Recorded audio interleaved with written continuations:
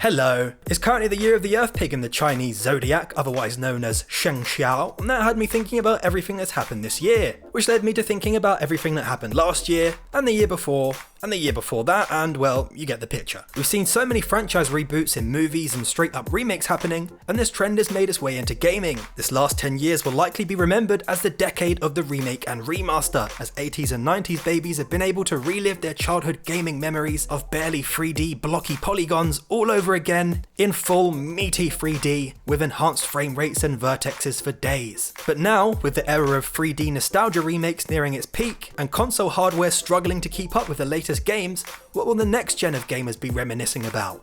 Well, here's 6 PS4 games we expect to see on PS5.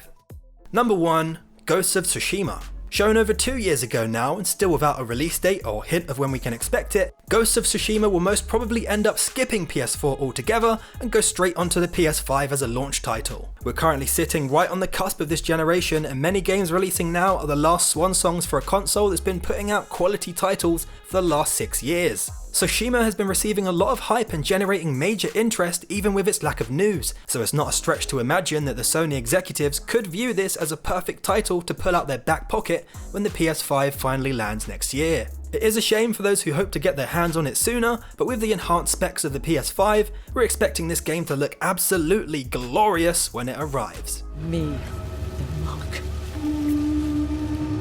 No. Number 2, The Last of Us Part 2.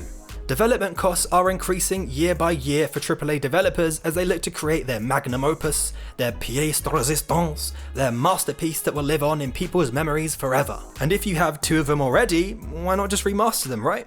The Last of Us Part 1 was cross-gen with PS3 and PS4 and looked amazing with the remaster. Naughty Dog have no problem remastering and re-releasing their games like they've shown with Uncharted, seeing as the stories are always so epic, and they can totally get away with doing that again. Number 3, Control. Performance. Many of the more graphically advanced games released nowadays have a hard time fulfilling their potential on the current console hardware. It's got to the point where the technology many developers are using straight out of the box in engines like Unity and Unreal are outpacing what the standard edition consoles are capable of. And this is even more true with developers who use their own custom in-house engines that are usually specifically tweaked to do something extreme that regular engines don't legislate for. That seems to be the case here with Control. This game needs to be on more powerful machines so it runs as intended. Remedy also seems to be dedicating itself to this game, and the fact that the DLC will feature Alan Wake makes us think they're heavily invested in this shared universe, and there may be much more to come next gen. Number 4, Borderlands 3. This game is so recent, why would we see it again on consoles? Well, the development man has said as much himself. Multiplayer producer Chris Brock said, "When we made the game on this engine, we have a relative amount of certainty that if we'd need to make one for another platform, it would probably work, because most game platforms are going to support Unreal. We didn't go in with like, cool, next-gen consoles in mind, but hey, this engine does keep that in mind, we're using the engine."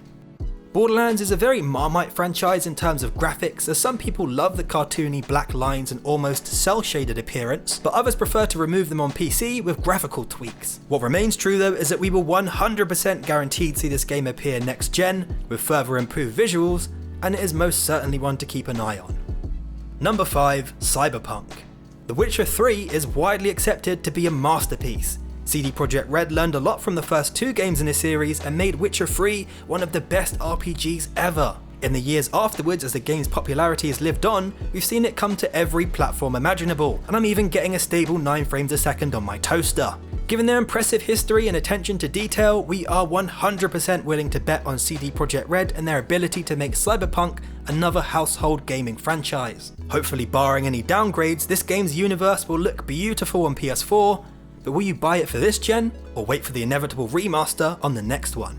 And finally, number 6, Red Dead Redemption 2. Rockstar, very much like Naughty Dog, is very well known for producing games with huge sprawling narratives that generally become iconic in their own genres. These types of games take a long time to get old, and most people enjoy seeing one of their favourite games get a big graphics and technology upgrade. They also have some form, bringing GTA 5 from PS3 and Xbox 360 to PS4, Xbox One, and now even PC.